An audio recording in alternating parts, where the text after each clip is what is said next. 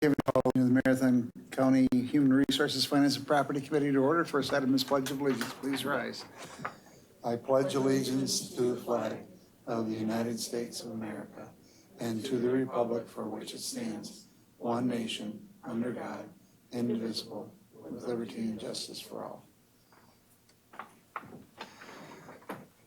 So a quorum is present. Supervisor Reynolds is excused.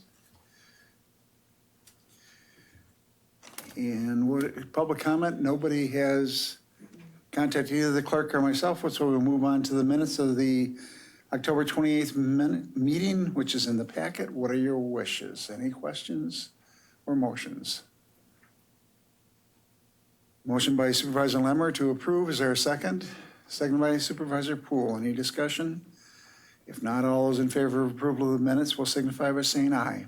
Aye. Aye. Opposed, no? That motion carries. We'll now move on to 6A1, disallowance of claim. Clark. WMIC is requesting a disallowance of this claim filed by Carissa Clark based on immunity, as well as the fact that the road was marked road closed to through traffic only with barricades on each end. All right, are there any questions? If not, what are your wishes? Moved by Supervisor Poole. Yeah, move to approve disallowance of the claim. Did I? Yeah. Is there a second? Second by Supervisor Lemmer. Any discussion on that motion? If not, all those in favor of denial of the claim, disallowance of the claim, will signify by saying aye. Aye. Aye. Opposed, no. That motion carries. Next, disallowance of the claim, her. WMIC is requesting disallowance of the claim filed by David Herr. There was a report that Mr. Herr was also making donuts in the parking lot, which may have caused the gate to fail.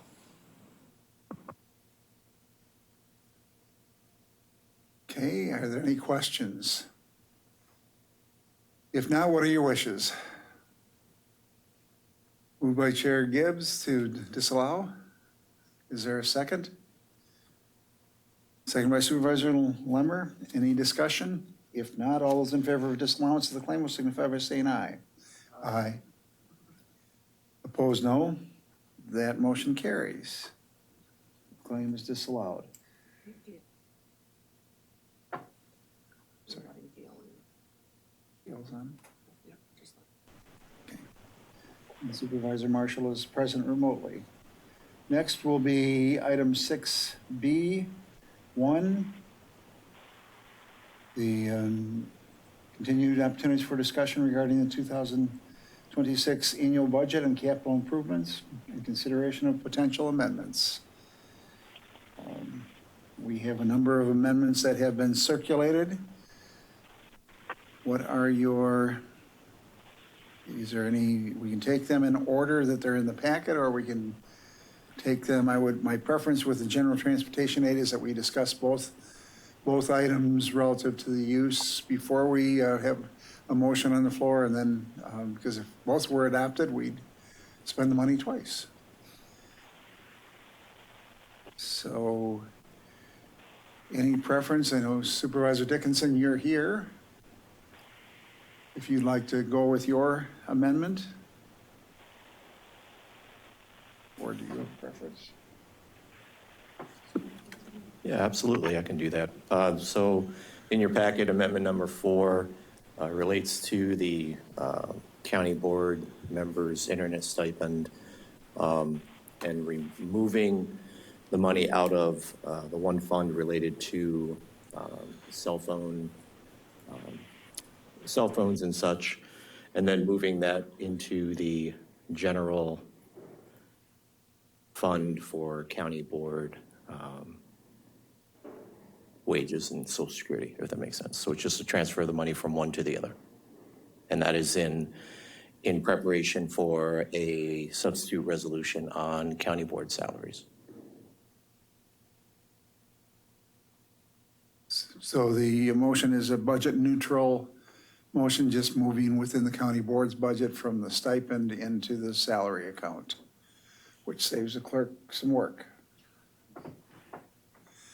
Any discussion? Any thoughts, any motions on that? Any? Supervisor Poole, I'll make a motion to approve the amendment. is there a second? Second by Supervisor Limmer. Any discussion on the amendment? If not, all those in favor will signify by saying aye. Aye. Aye. Opposed, no. That motion carries. That will take us, oh, was there a no? There was a no. There was one no. Okay. These are recommendations, so it'll be the full board will have a chance to vote on them.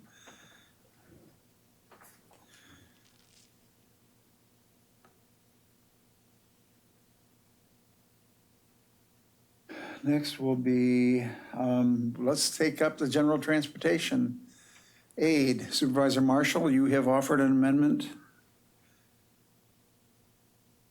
Yes, Chair Robinson, I had offered an amendment to, once finding out about the additional $194,000 of general transportation aid revenue that we had just given an estimate previously in the budget. This is an effort to prioritize affordability of our property taxes. The tax levy increase right now is at 5.99%. We are using to our max levy. This is an effort to say perhaps we can take that and reduce our tax levy. We are recognizing that seniors are receiving a Social Security increase of effectively 2.8%. And this is, again, this to remain affordable for our residents in Marathon County. All right, the second amendment to deal with the same money was, came out of the Infrastructure Committee, which met last Thursday, and unfortunately Chair Pfiffer could not be here today. But basically, it proposes to use that increase in general transportation aids to fund a culvert bridge replacement project that is running over budget, partially fund the difference between the original estimated cost and the revised estimated cost of that project. And that was endorsed unanimously by the Infrastructure Committee, who made a recommendation to us last Thursday. So we have two different proposals. I don't think you can spend the money twice. We could recommend it twice, but we can't spend it twice. Chair Gibbs. Chair Robinson, if that was, or if you did find out about the general transportation aid additional money, how would you handle the additional estimate on the culvert project?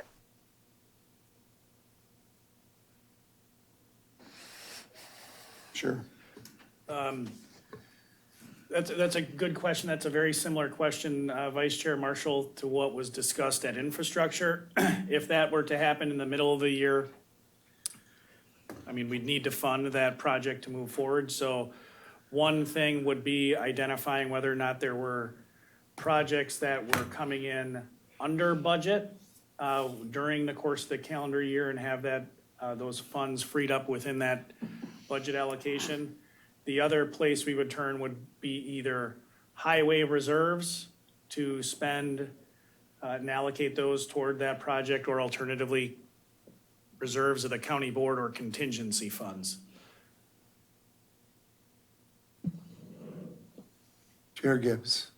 Thank you, Mr. Chairman.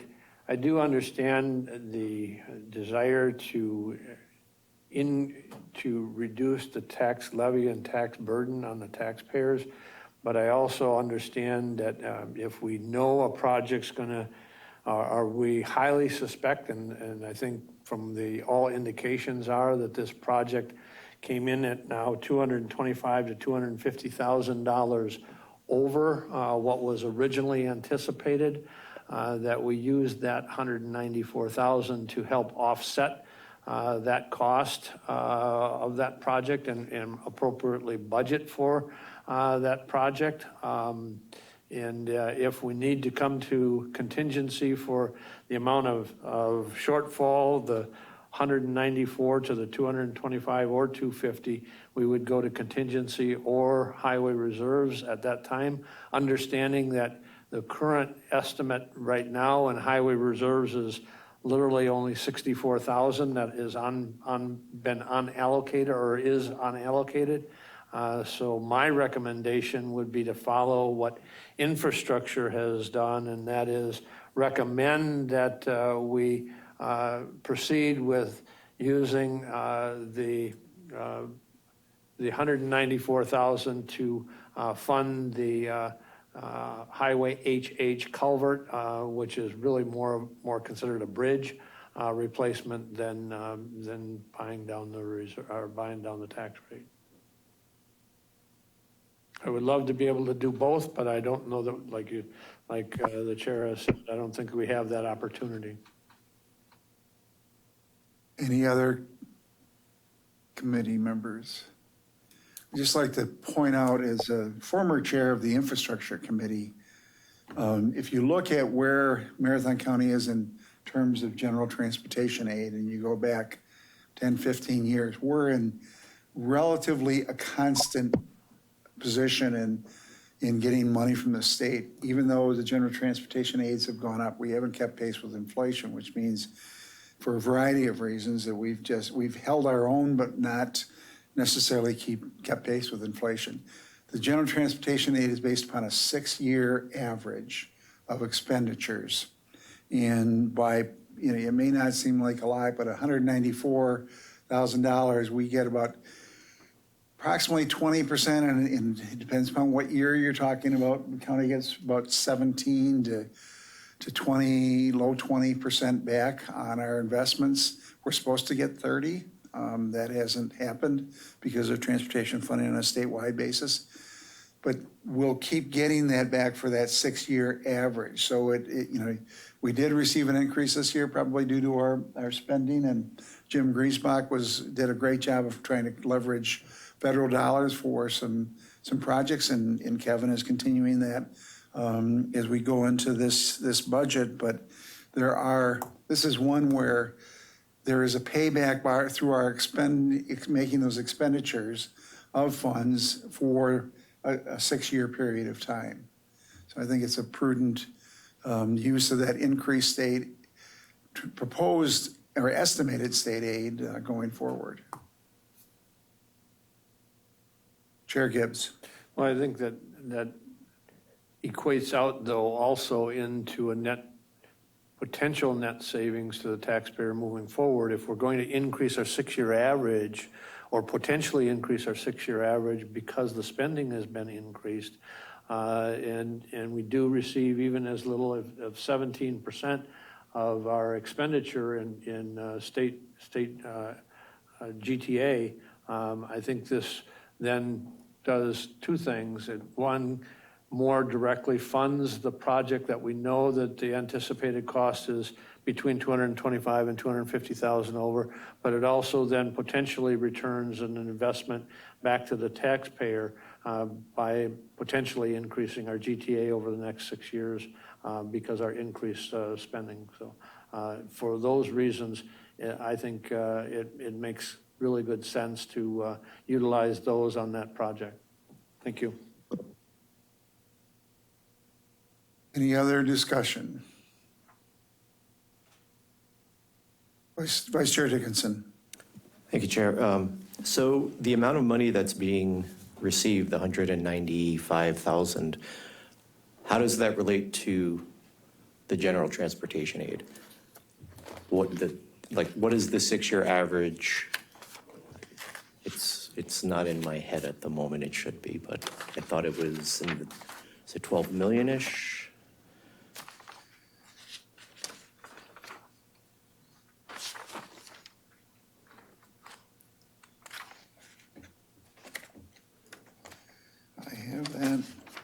So our transportation aid, in terms of, in 2017, it was $2,921,132. The estimate, we received $133, so we're $1 off.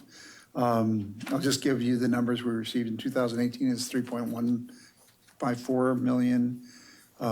2019, 3,155,000. 2020, 3.338. We went to 3.227 in 21, 22, 3.129, 23, 2,949, 24, 2,831. 2025, we're anticipating receiving 2,965,000. And this takes us a little over, I don't have the updated number. I have the, Sam, what's the updated number? It's 3 million. $3,159,678. Okay. And just the point of the question is trying to get like what the percentage is, you know, so this seems to be somewhere around that 5 or 6% additional money. Is that, or is my math off? Sam, did you run those calcs?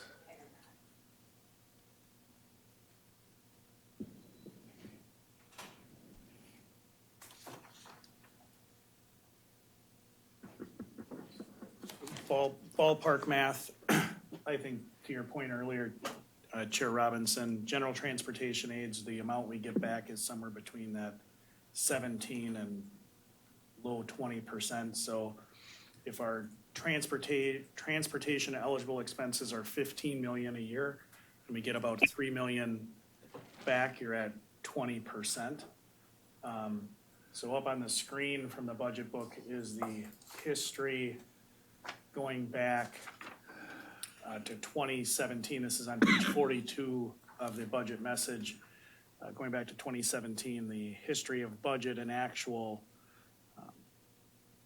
for the aids we receive. Our spending, of course, on any given year has fluctuated. So we recently had a drop. I believe it was 2017 was a pretty significant highway project that we had done out. I'm going to get the highway wrong, but if it was K or KK. I believe the one that dropped was County E, bought by McMillan. Clearly off. But we had a year that was substantially higher than the years surrounding it. So when that dropped off, we saw that drop in 2023. Of course, the formula is incumbent on more things or influenced by more things than just Marathon County spending. It's also factors in all the other spending of counties throughout the state. So what are your wishes? We have amendments 2 and 3.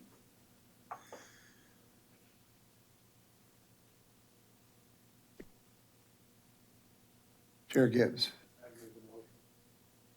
Thank you, Mr. Chair. I'd make a motion that we recommend amendment number 3 to, again, fund the culvert replacement with that $194,678. Seconded by Supervisor Hart. Any discussion? Any discussion? Supervisor Poole. Since Supervisor Marshall has another amendment proposal pending, I'd like to hear her thoughts on this, or if the previous discussions changed her mind with either trying to approve her amendment or withdrawing it and going with this one, if she can answer. Thank you. I would like to keep my amendment out there. Number one, I think that we encounter these estimates don't equal what our quotes are coming in, but we handle that throughout the year with finding projects that came in less than we had anticipated, or we have gone to contingency should none of those things pan out. I do think that the right thing to do is to reduce the tax levy, and again, handle these projects by looking at the full year in total and not cherry picking the ones that come in above estimates just before the budget is passed. Again, and I would ask the chair if we could do a roll call vote. Okay. Thank you. Any Chair Gibbs? I understand the desire, but the budget is the budget, and we base our budget based on the best information that we know at the time. And so when the budget was initially built, we didn't have confirmation of the $194,000 additional funding that was going to come from GTA. And we also, as we always, didn't know, we have a much better estimate of what that one cost item is, which is the culvert replacement. I think when we build budgets, if we build budgets with known holes, we create challenges that we create for ourselves. And so for those reasons, I still think it's prudent to budget the best with the best information that we have available, that we know that the project's coming in, estimated at below or above what we've already budgeted for. And so for those reasons, I still believe that budgeting that 194 for the project is the most prudent for not only the long-term sustainability of the 6-year average, but also to fund projects that we know, at least the best guess estimates that we have right now are that it is $225,000 to $250,000 higher than we've already budgeted for. Again, a budget is just that, is a budget, but we don't go into it budgeting holes or challenges when you set up a budget. And we already know that we've got a $225,000 to $250,000 hole. And so for those reasons, I still would recommend and still stand by my motion to recommend that we fund this project with these additional revenues. And the ultimate desire is that it potentially will increase our 6-year average because of the increased spending. Thank you. Any other discussion? If not, the clerk will call the roll.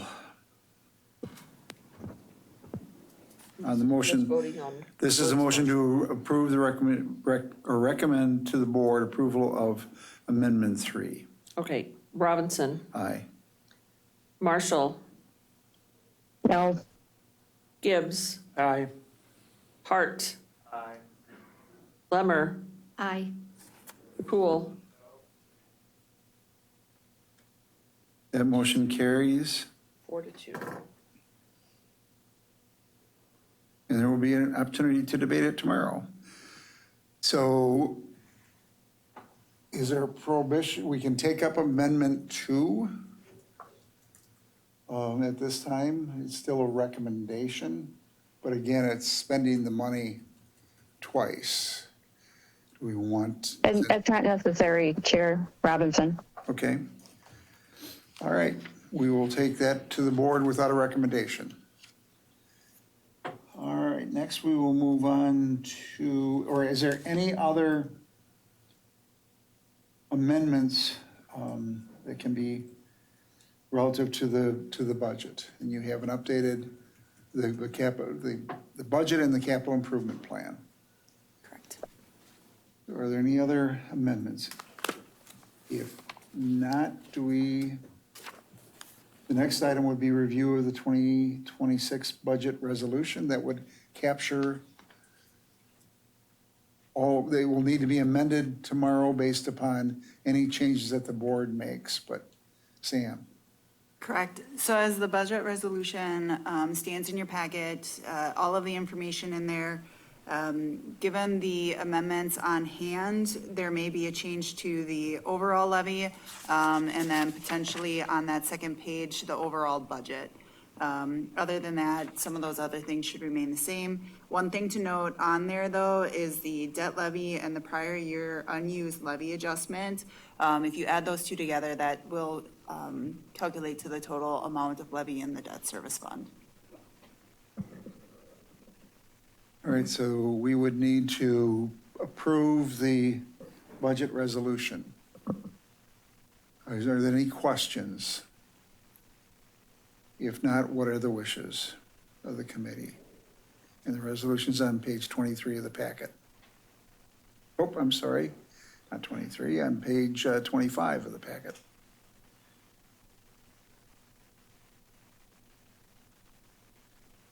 Chair Gibbs.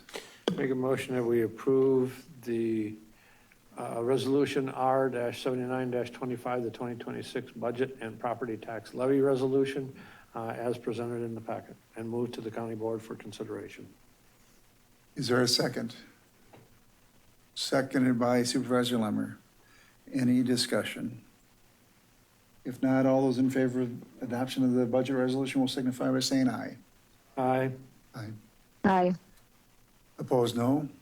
That motion carries unanimously. I want to, again, thank administration, Administrator Leonard and his team, and Sam, and all the department heads for their work on developing the budget. We'll do this again at the county board meeting, but last year we had a significant number of adjustments at the end. I think that this shows that we're finally getting comfortable with our finance system and able to project a little bit better with a limited number of amendments that we have, and a tribute to our finance director and her being on top of those numbers. And I think it's a job well done within the limits. We spent a lot of time, one-time money last year that is a result, resulting in the increase in the levy this year, but you can only use one-time money once. So I violated Chair Gibbs' rule.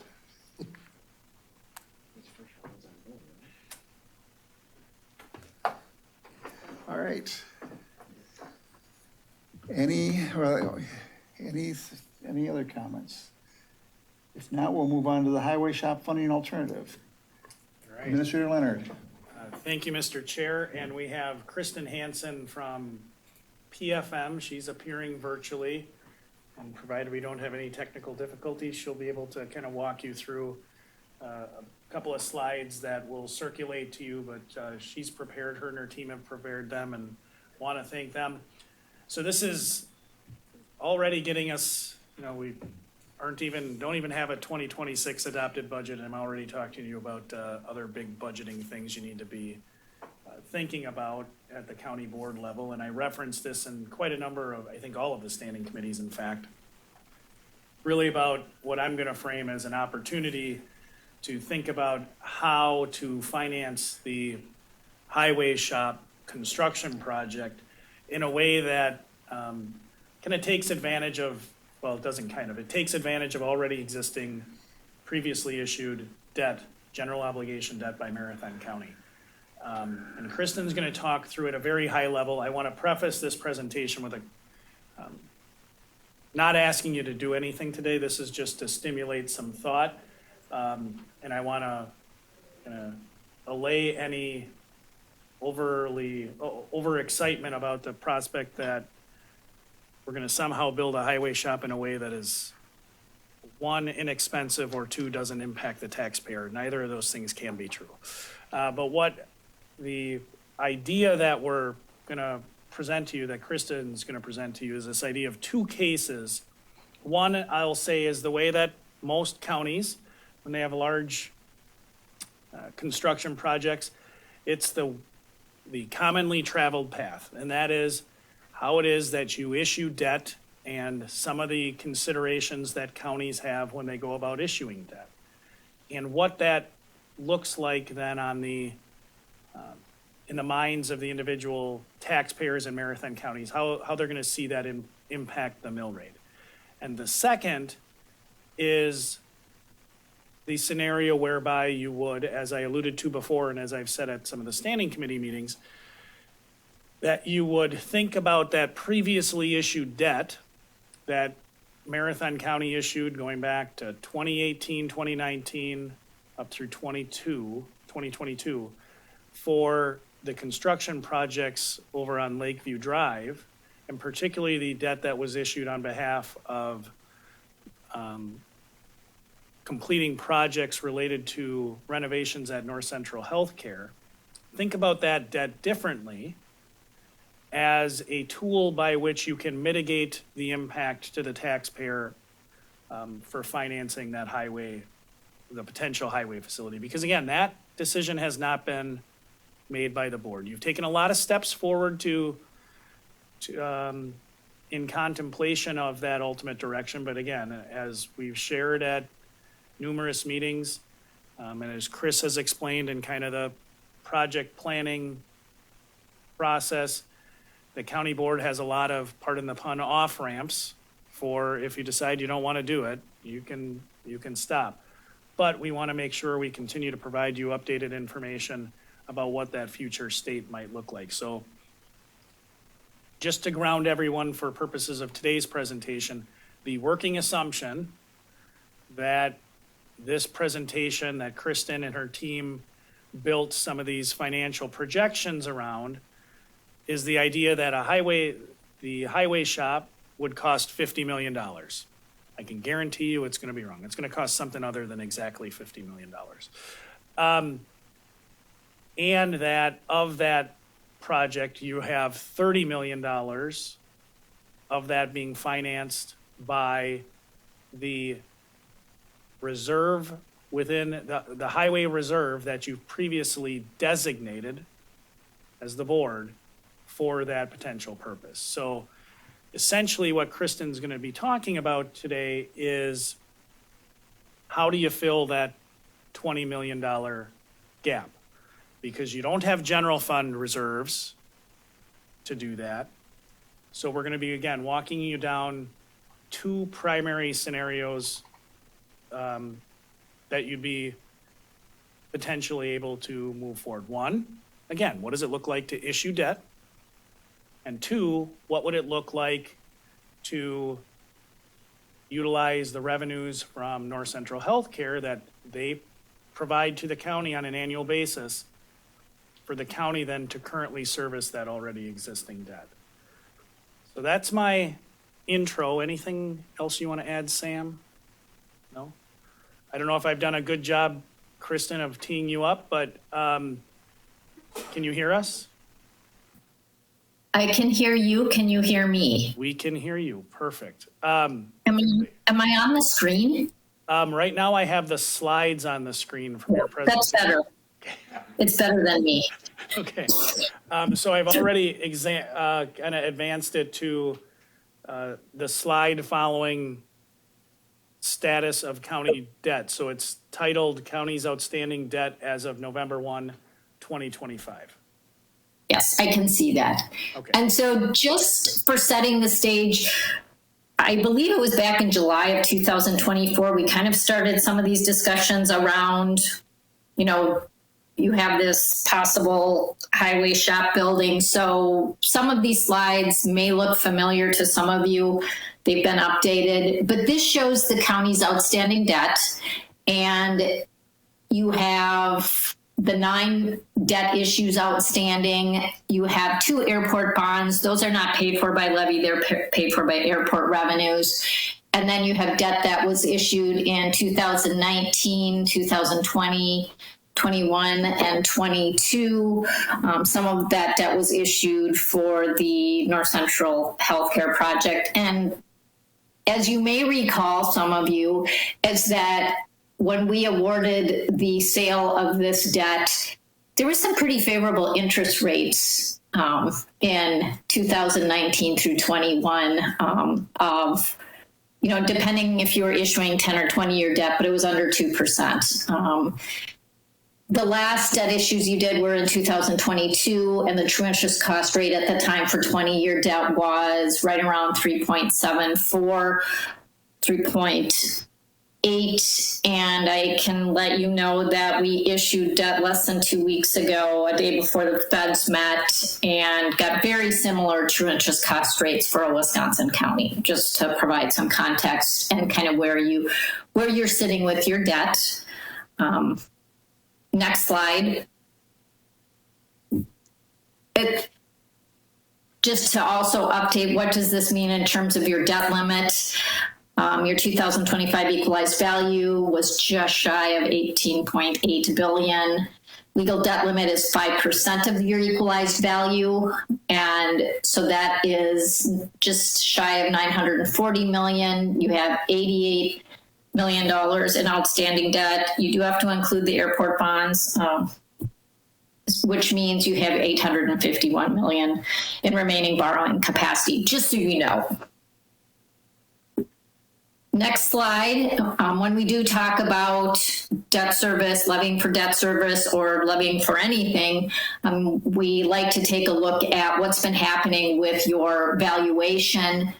So this table shows a 15-year history of the equalized value that includes TID values, and also the middle column shows your equalized value that does not include your TID values. In the last 15 years, your values have grown right around 4.5%. The last 10 years, it's been 6.5%, right around 6.5%, a little more than that. And then in the last 5 years, it's been right around 9%. So it's nice to kind of have a sense of what's been happening in the county when we start talking about any kind of assumptions related to debt.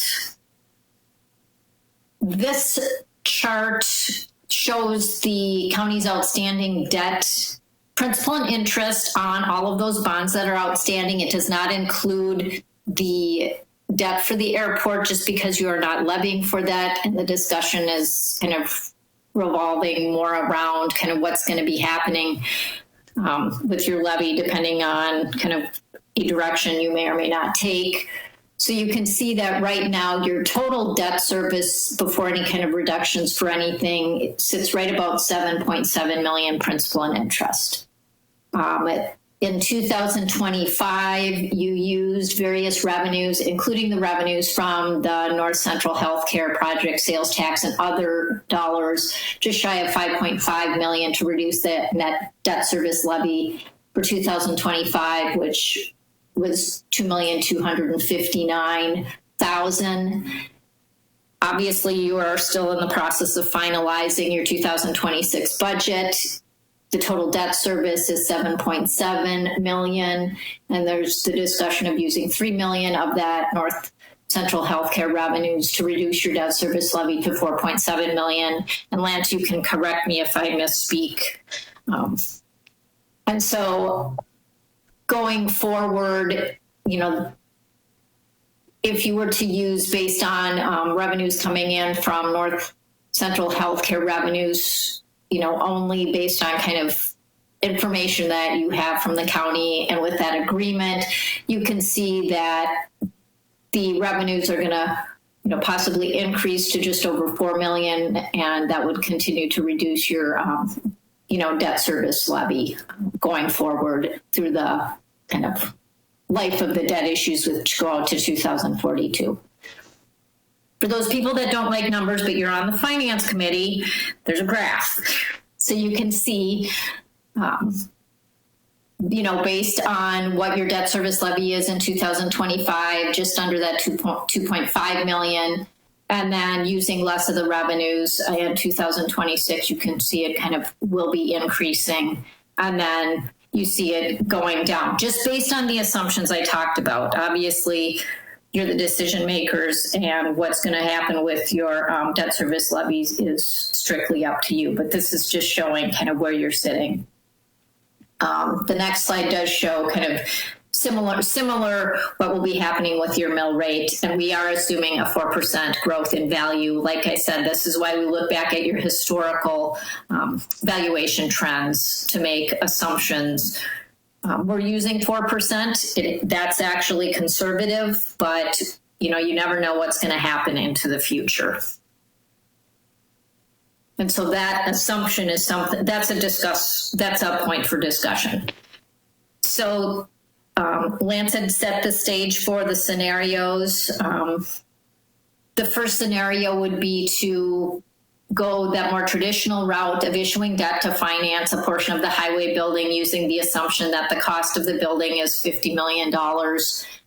You would issue GO promissory notes to finance the remaining portion and then continue to use those revenues you're receiving from the North Central Healthcare Center to reduce the existing debt service levy.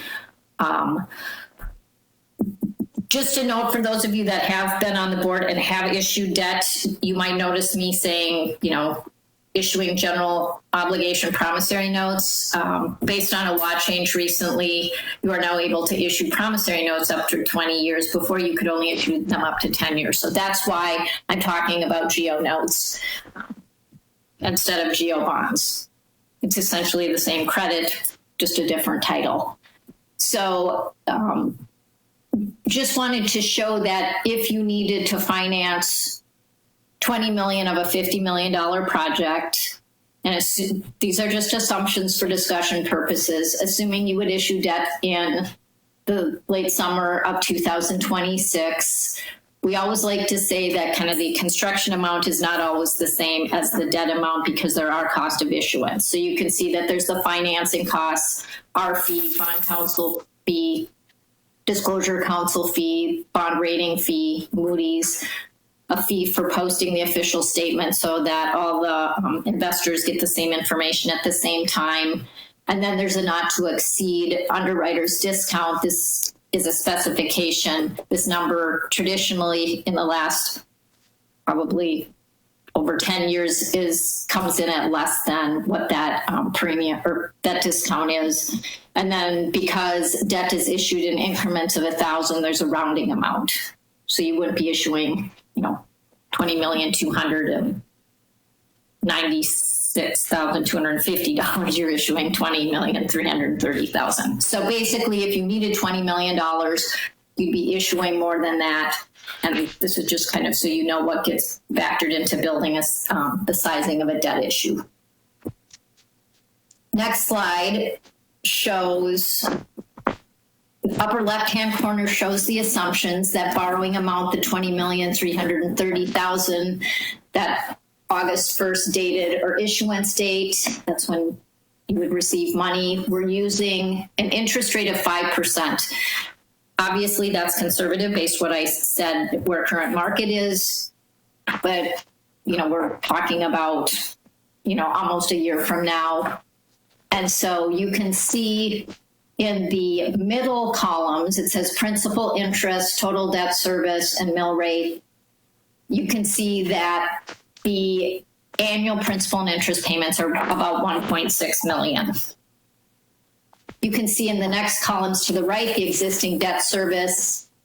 It are the numbers that I had showed you, previously, your outstanding debt, and then using the revenues that you're receiving from the North Central Healthcare to offset the debt service payments. So that would be just a traditional level principal and interest payment, debt service payment for 20 years. The next slide does show the blue bars are the existing debt service. That graph that I showed you before, the yellow bars are the proposed example of if you were to do a 20-year, $20.3 million debt issue, what that would look like to your existing debt service. So that would be kind of an option for consideration and discussion. The next option is kind of not issuing any new debt, but using those annual revenues that you're receiving from the North County Healthcare Center to finance a portion of the highway building. So no new debt would be issued.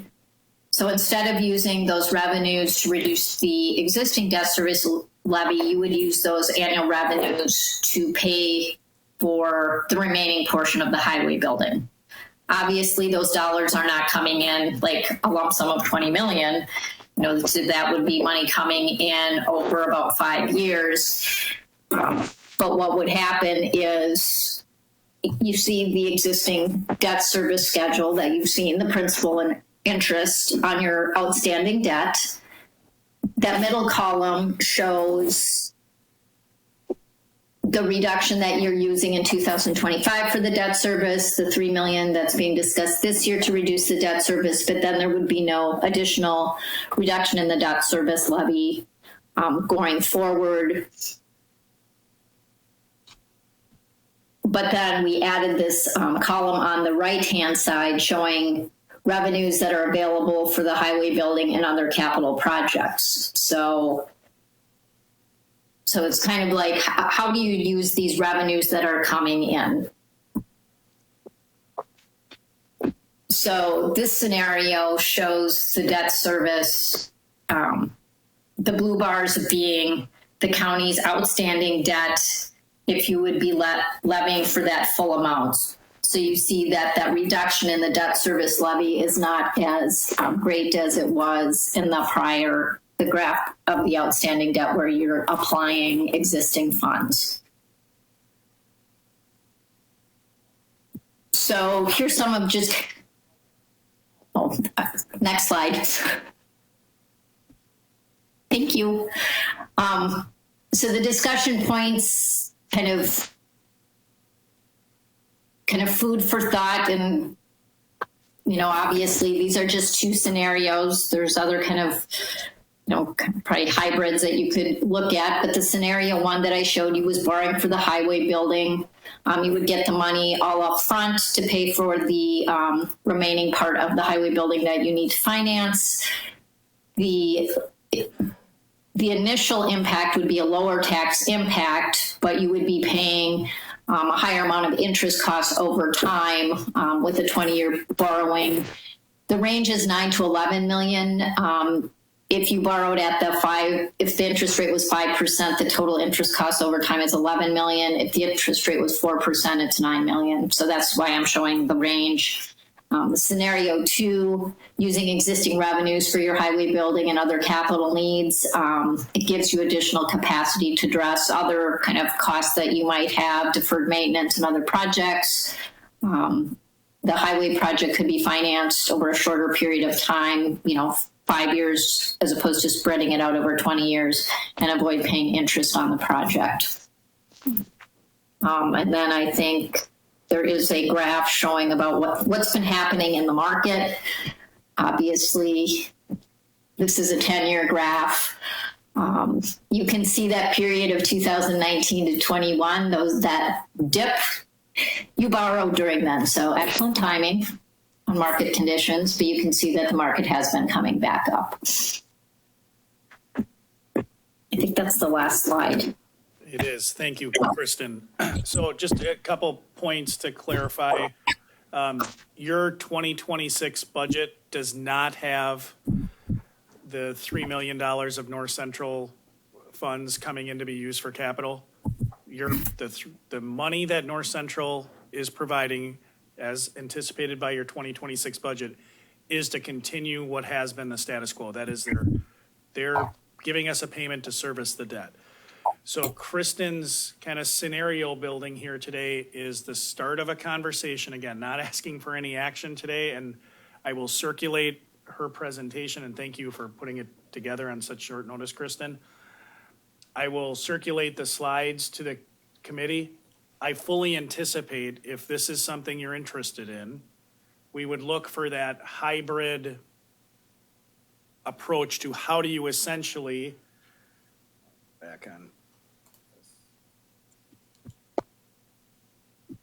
Kristen's slide that's labeled discussion points, how do you mitigate tax impact? Because you can't just take the 3.5 or 4.1, whatever the North Central dollar amount is that they're supposed to pay during that repayment agreement.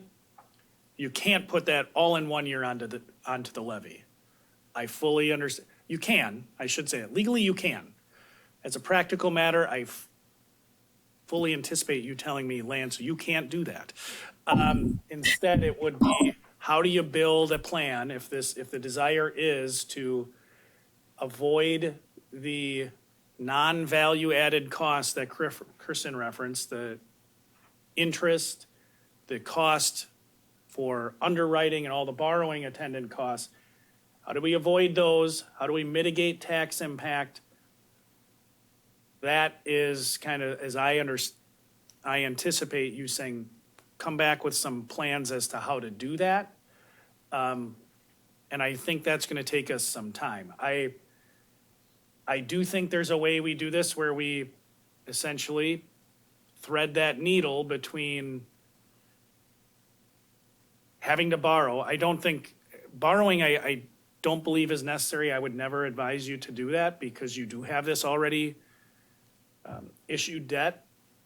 The question is, how do you build up to putting that on the levy in increments so as to not have a significant shock to the rate? I think that serves both sides, right? Taxpayers don't have, if you went out to borrow for $20 million, as Kristen said, you're already going to borrow 20.3. Then you're going to pay, if you get a 4% interest rate, $9 million of interest over the life of that borrowing, which doesn't add any value. So that, from a taxpayer perspective, I could see as a significant negative. But at the same time, you can't have, I can tell you exactly what $3 million, if you were to implement it this year as part of your budget, it's 17 cents. The levy rate would be flat from last year, and you'd be able to free up all of that $3 million. But I think that's a much longer conversation that the board needs to have to develop that plan, review that plan, and ultimately provide direction to staff how you want to move forward. But just the start of a conversation. Again, thank you, Kristen. And if there are any questions or thoughts, Sam, anything you wanted to add? Nothing? Questions? Are there any questions for the administrator or our financial advisor? Chair Gibbs? Well, thank you, Kristen, and thank you, Lance. I think there's an opportunity here that that we need to explore, obviously more in depth. But when you take a look at the 9 to 11 million, along with the issuance costs, if there's an opportunity to literally minimize the impact to the taxpayer long-term so that we're not paying the 9 million plus issuance costs of 330,000 or up to 11 million in interest. Obviously, there's going to be an impact to the taxpayer, but if we're utilizing debt that was issued at a rate of 1, 2, 3, and up to 3.8% versus 4% or even higher, depending on what date the issuance is, and longer, I think there's a sweet spot to be gained there at some point. I just don't know where that is, but I think you're right. I don't think that we can expect the taxpayer to pay a 17-cent increase on the tax bill at one time, but I do think there's a happy medium between borrowing the money over a 20-year period, again paying that $330 issuance or $330,000 issuance cost, along with 9 million of interest over a 20-year period versus a shorter period. And if I could add one thing I neglected to mention before. So what I would anticipate, if we're thinking about this from the staff perspective, if the committee is saying, hey, look for that sweet spot or bring us back a plan, we can do that. I wanted to see if we were at least barking up the right tree in terms of what a path forward might be. The other thing that I think we can start to plan for you is, if you look at the slide, and I'll circulate these to the committee, but it was slide 15 that Kristen went through. if you're able to ultimately build to that transition where you get the North Central payment to ramp up to utilize the full annual payment for the highway facility, again, to Kristen's point, you can finish the highway facility, you can finance that over a much shorter period of time, 5 years-ish, perhaps, depending on the details of the plan, as opposed to financing it over 20 years, which then North Central is paying pursuant to that repayment agreement through 2045. You have capital needs, and I know this committee is familiar with the 5-year capital plan that Chris presented earlier this year as part of the budget, where you have these significant capital needs without a very clear funding source other than, you have your annual capital rollover that if you have sufficient fund balance, that it should roll over and populate some of that. But this is my characterization, so historically, we've been on a bit of a roller coaster with fund what capital we can, defer other maintenance, and then as you found yourself, the board found itself, the county found itself in 2017, 2018, in a world where we needed to catch up on maintenance, and then you had to borrow.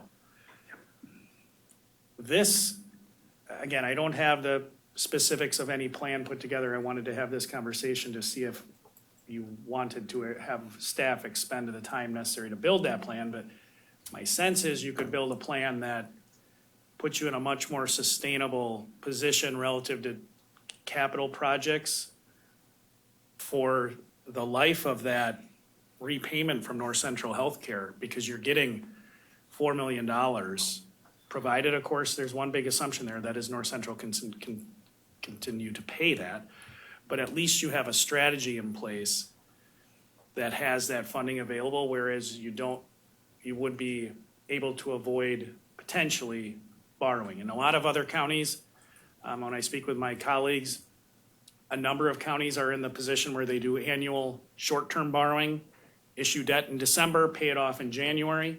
The good news, you get a really good interest rate, but you still incur the costs of going through the borrowing process, and it hits the levy in that scenario as well. So again, I don't have the specifics as to what the plan might look like, but my sense is if the committee wants us to work over the next couple of months to work together to come up with that plan, we can do it, because I do think it's in the long-term best interest. It's financially advantageous to the individual taxpayer.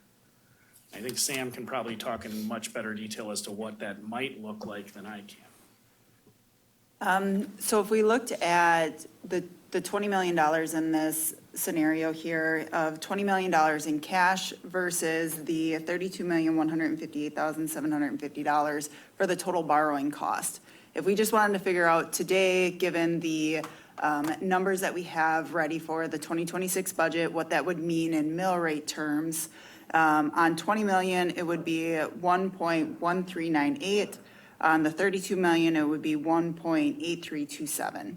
So again, if we go through and we recalculate that based on the property value average, again, in the 2026 budget book, it'd be about $175.58 per the average home. So just to kind of put that into context, the total borrowing cost, again, just using today's numbers, because that's what we have available to us without knowing what's going to happen in the future, just to give a little comparative on that.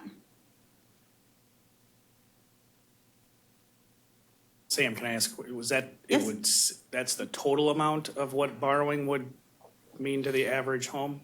Correct. Okay, So the when we talk, difference, I don't know if you can speak to that, sorry to put you on the spot, but the difference between going that route and using the cash financing theoretical plan that we're talking about, it's gonna be less over the life than the 175, right? correct. Even though it'll impact the tax rate in the near future, just remember, you're getting it in 5 years versus spreading it out amongst 20. So that long-term effect, again, if nothing changed as far as equalized valuation, the average homeowner, everything remains static, it would be a difference of $175.58.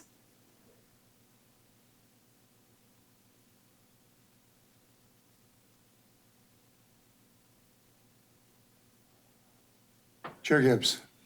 So, I mean, is there a way that we could actually measure, say, if we, instead of used a 5-year plan, we used a 7-year plan and ratcheted up to get to the 20 million that we needed, plus if we had to short-term borrow to, obviously, the project comes in, we got to pay the bills. I mean, you know, and we don't have 20 million all today from NCHC to fund that $20 million need. So we would have to potentially, so how do we fill that gap, I guess is the real question. And is there a 5-year or a 7-year plan so that we know what the true impact is to the taxpayer? I think that's what I think this committee is going to need to look at as far as long-term, how can we minimize that true impact to the taxpayer and fund what's necessary. I think if we can do that with the existing debt, again, I think there's a benefit to the taxpayer. I think that being able to do that, because normally, obviously, counties don't have a funding source that's paying part of the debt that we're paying, as NCHC is currently doing. Now, obviously, the future is the future. We don't know, and that crystal ball that I have is not very clear sometimes. So we don't know, you know, whether or not that's sustainable with some of the challenges that they have. But assuming it is, I think there's some kind of scenario that we can draw up that potentially can look at what's in the best interest long-term of the taxpayer and not having to fund 100% of that $9 to $11 million worth of interest. That is precisely that's the next step. Our collective sense is similar. There's a way to ramp it up. We're gonna have to make a number of assumptions, and Kristen did a nice job of, you know, you're balancing an assumption of equalized value growth, but we can do that through the budget. We already get an equalized value projection. We can chart out that path. It might take us a little bit longer. To your point, you don't want the $3.5 million, if I was talking about 2027, to go right to the debt levy all at once. That's probably going to be in the neighborhood of 18 to 20 cents. But how can we maybe do that over time? That was the conversation I was hoping we ended there. Like, yeah, this makes sense. Staff, go back and put together enough of a plan that we can present and talk through so that we have it in place before we start in earnest the 2027 budget discussions, so that we can build the budget around those. I fully would anticipate one of the requirements that you'd have, or maybe not an absolute, but the idea that it's a really, really high priority, is that the tax rate not go up. And I think there's a path to do that. Other counties, normally when if you do borrow for a large project like this, and if that debt does hit right away, you frequently see an increase in tax rate absent a very large growth in equalized value. But I think to your underlying point, the short answer is, I think there's a way to do that. But full caveat, I am not a finance person, but I think there's a way where we can make that math work. Mr. Leonard, part of that process, I think it would be helpful for us if we could get a detailed project schedule in context of what's the projected design stage, construction stage, and, you know, there's always some post-construction, and then from a cash flow analysis perspective, when are the outflows coming and how will that tie into it? I think we need to know where the expenditures are going and then what the options are available to us to meet those obligations. But I think we need both. 100%. That will drive the plan, because right now you do have if you decide to move, ultimately, if the board decides to move forward with that highway project, you have currently set aside, designated within the highway reserve, $30 million, which will pay bills through a certain portion of that project. But to your point, Chair Robinson, at some point you will have expended those costs through the construction. How much then do you need, would you have needed to recoup through this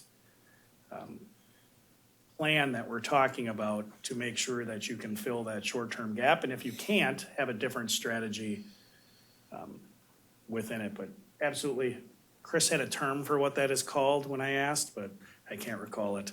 It's called a schedule of values. We've got the preliminary completed and we'll be getting a more fleshed out version here in the next couple of weeks. So again, this is here from a conceptual perspective. Are there any objections to doing additional evaluation of this approach? I think it's important for us to have explored all options from the perspective of what are financing options available. Anything that you would like to have administration particularly look at in the context of this evaluation and the development of alternatives? Chair Gibbs. I guess the only other thing that we need to, put into context, and I don't know that we have a lot of information, and that is what is the other CIP potential projects that are out there that are on the 5-year plan or even potentially longer, so that, again, where is there opportunities, where is there need, and how do we utilize, I guess, not only this strategy here, but where there, obviously, if we go back to what NCHC was going to be totally funding, I think it was in the $70 million range, because they're paying all the way out to 2040 some, and those total payments. But I think what at least I'm expressing is we need to know not only what is this one project, but what are the other projects that are out there that the county potentially has. We obviously have some property that we may be disposing of, so that may be, but looking at long-term total understanding of capital needs that the county has in context with this possible process. Which is why we have a 5-year capital plan.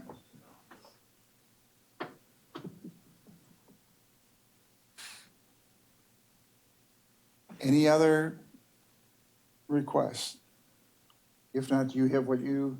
I think so. This will certainly be an iterative process. Please don't expect that at your next meeting I'm going to show up with a big plan. This is going to take some time to put together. But we'll try to incorporate, again, what assumptions are built into the plan. Chart a path forward with the statement of values that Chris talked about that would, at the same time we need to pay the bills, make sure that we are really looking at the impact on the levy rate, to not have that rate go up. And incorporate in the 5-year, longer than 5-year capital plan. Because again, the funding would be coming in through 2045. So it puts the county in a pretty good spot on capital, I think. I mean, it's not going to fund all your capital needs, but we'll bring that back. Any other questions? If not, thank you.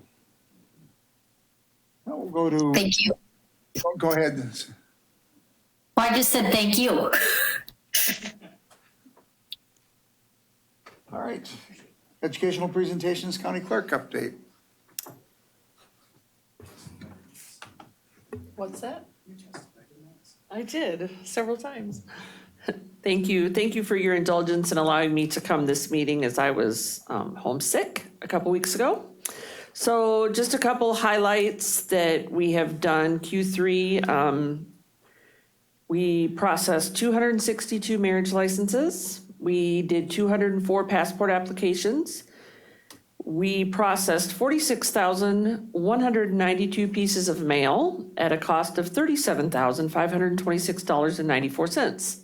One thing that is not getting cheaper is mail. So if you look at our postage budget for next year and it keeps going up and up every year, that's why, because USPS keeps raising rates. One thing that we hope to be able to do to save a little money in that regard, David did some research and got us set up with the e-Certify for any certified mailings that we do. And we have started using that and we'll hope to be onboarding people in different departments to use that software. And that saves us approximately $2 per letter every time we send out a certified mailing. So we're gonna work on getting the word spread so we can continue to use that. Over the Q3, primarily our focus was on getting tax deeds, all the work that goes into getting tax deeds ready to either take or sell. There's a lot of work once those parcels are identified that we do in our office as far as preparing the tax deeds, filing with the Department of Revenue, all the appropriate paperwork that we have to do. So that was a lot of what we did. End of September, our entire staff attended a 2-day Wisconsin Election Committee conference that was held thankfully here in Rothschild. So it was easy for us just to pop down there and participate in that. And we got some really good education surrounding elections and so many of the changes that are coming. There is a lot of election legislation working its way through the legislature. As Supervisor Poole is well aware, Representative Snyder serves on that committee, and there is a lot going on as far as changes for election law for the state of Wisconsin. So I am the co-chair of our County Clerks Association Legislative Committee. So I have been making lots of trips to Madison and working with Representative Krug, who's one of the primary movers and shakers when it comes to election legislation, talking through his ideas, how it will affect voters, how it will affect county clerks and municipal clerks. So that has been consuming a lot of my time lately. I also had the privilege of being invited to participate in a WIS Politics Forum that I did along with Rep. Krug, Rep. Snodgrass, and my colleague in Portage County. We spent a morning over at the Center for Civic Engagement. And we had a really good discussion about the upcoming election bill changes and some things that are going on for elections next year. So we're working on getting ready for those.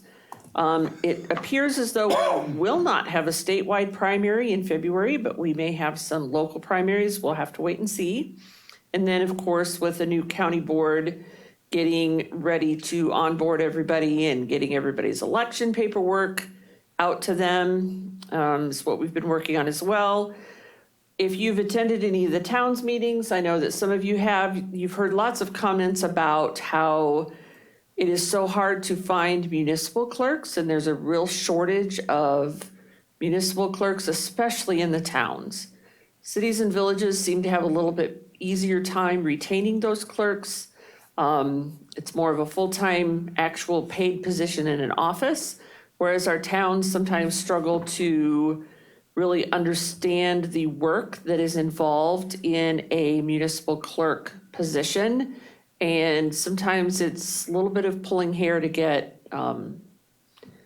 good pay for those folks. So there's a lot of work that goes into running a town, basically.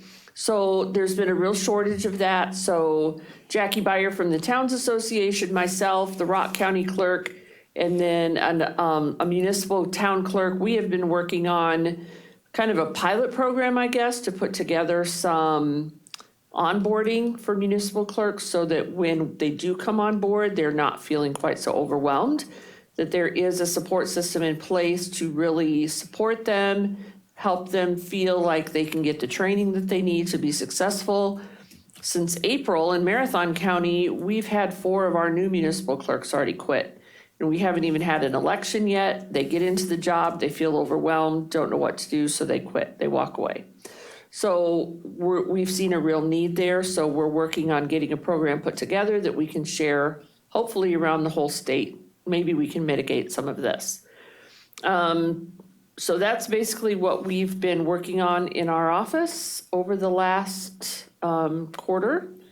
And we're already into Q4 somewhat, so some of that is a little bit of a carryover, but that's what we've been working on. Thank you, pretty comprehensive and busy. Any questions for Kim? If not, thank you.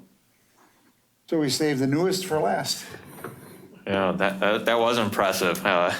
I've been here 3 weeks, and so I'm slowly catching on to, I guess, all the different kind of process and procedures that we have here. That's different than the last county I was working in. I've been making an effort to meet with a lot of the department heads. Seems there's a lot of things, given the gap between Mike leaving and my start date, that there are some things that we need to get caught up on through no fault of anyone, just kind of a nature of the beast type deal. I can tell you we still have an assistant attorney positions open in the office, and if you guys did not, and ladies did not know, Jamie, the risk manager here, is going to the clerk of court's office. I believe it's January 4th, I want to say is the day, 3rd or 4th. So that job will be open. We'll get that posted sometime here soon. So you will see a new face with the claims when they come here starting next year. So we're going to have to, I guess, get someone up to speed on that. Other than that, I guess I can take questions. Like I said, it's been 3 weeks. It's just a lot of learning at this point. So, Jamie, we want to thank you for your service. And you're moving up in the world? Chief Deputy Clerk of Court. But you're moving up. I am moving up that way too, yes. I'm still waiting for her list of demands to stay, what she wants to stay in my office. Thank you. Any questions for Corporation Counsel? All right, if not, we're not going to meet a second time in November, and we will try to meet, well, we will probably meet twice in November, but it will be early. Our next regular meeting is December 10th. However, last week, we agreed, we had a joint meeting with Extension Education Economic Development Committee to talk about the university and a couple of other items. And we will be joining them at their meeting on December 6th at 3 p.m. December 4th. Or December 4th. Thank you. December 4th at 3 o'clock. And we hope that you can make it. We're on a relatively quick turnaround time for making a decision on how we will proceed relative to the process of looking at and evaluating alternatives for the future use of the campus. So it's important that we coordinate those efforts early in that process.